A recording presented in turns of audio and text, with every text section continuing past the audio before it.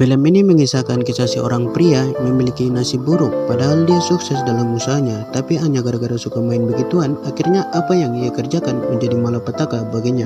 Ya, film dengan judul Mengkanor yang dirilis pada tahun 2023 yang lalu ini akan menceritakan kisahnya. Di awal film, terlihat ada seorang tahanan pria yang mungkin kisaran 50 tahunan. Ia diwawancarai oleh wartawan dan seorang pengacara. Tahanan itu bernama Kanor dan begini kisahnya mengapa dia bisa berada di penjara. Jadi dulu ketika dia masih muda, Kanor bekerja di kepolisian. Dia tinggal bersama ibunya saja berdua di rumah yang kecil dan bisa dibilang kalau mereka ini adalah miskin.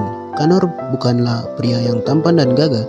Sudah begitu dia juga tidak bagus-bagus sama dalam bekerja. Hanya saja Kanor patuh terhadap perintah seniornya, Caesar dan Paul. Sayangnya mereka berdua ini sering mengerjain Kanor. Salah satunya ketika Kanor diajak nongkrong tapi malah disuruh tempur dengan cewek micat. Parahnya lagi, Kanor tidak ahli begituan. Alhasilnya jadi bahan olok-olokan mereka. Kanor punya teman cewek bernama Sandra. Dulu mereka sedang pacaran namun putus karena Sandra tidak bisa punya pacar yang miskin.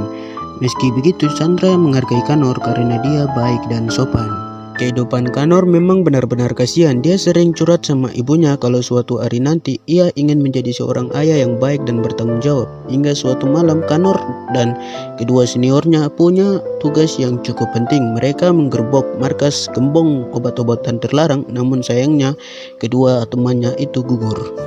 Bahkan kejadian itu diliput oleh TV dan disiarankan. Kanor yang beruntung kembali ke rumah membawa sebuah tas, isinya ternyata beberapa uang yang sangat banyak. Dari sini, Kanor memutuskan untuk racing dari polisi dan membuka warung makan Jepang menggunakan uang tersebut. Beberapa tahun setelahnya, Kanor sukses dengan usahanya itu, bahkan menjadi salah satu warung yang paling banyak diminati. Kala itu, Sandra juga datang ke sana bersama teman micatnya bernama Lydia.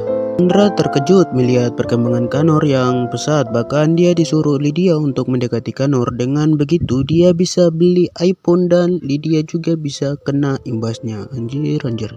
Ya, ternyata tidak hanya Lydia. Salah satu karyawan Kanor yang bernama Bart juga mendekati Lydia. Bahkan mereka juga meminta Kanor untuk sekali dekat sama Sandra. Sandra terlihat beberapa kali mendatangi warung Kanor dan terkadang dia juga dikasih gratis makan dari Kanor. Semenjak itu makin terjalin hubungan di antara mereka dan ujung-ujungnya ya permantapan lah. Sementara Bart juga sama ya, membanggongkan. Kalian tonton saja filmnya karena di sini tuh banyak sekali buka-bukaan. Hingga suatu hari Lydia melihat Sandra ini beberapa kali muntah-muntah terus. Apa yang terjadi? Dan ternyata dia hamil. Ini memang gawat sih.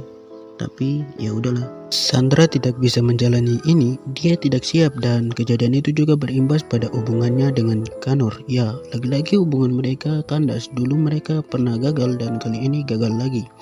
Sandra mengatakan kalau dia telah hamil, padahal Kanor ingin bertanggung jawab. Namun Sandra kesal dan tidak mau mempunyai anak. Semenjak malam itu mereka tidak pernah lagi bertemu. Namun Bart karyawannya tidak tinggal diam. Mereka tidak ingin si bosnya terlihat sedih.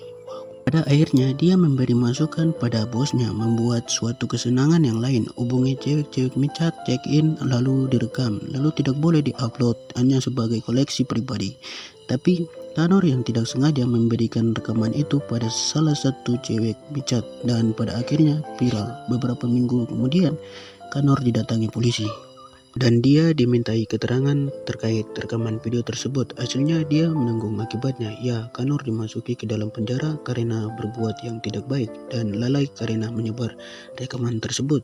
Kini Kanor ingin meminta maaf atas apa yang terjadi. Dia meminta maaf pada orang-orang yang telah ia rugikan, salah satunya Sandra. Ya, mereka kembali bertemu di sana. Sandra juga mengatakan padanya kalau Kanor memiliki anak darinya. Memang Sandra pernah ingin menggugurkan kandungannya dulu, namun dia tidak tega dan pada akhirnya merawat anak tersebut. Kanor benar-benar menyesal. Dia berharap dirinya masih bisa memberikan kebahagiaan di sisa umurnya yang sudah tua ini pada anaknya dan istrinya, yaitu Sandra, hingga hari itu akan tiba. Ya, itulah tadi alur cerita film Mang Kanor Jika kalian suka dengan film ini, jangan lupa untuk tinggalkan like dan sampai jumpa lagi di konten-konten selanjutnya. Bye bye.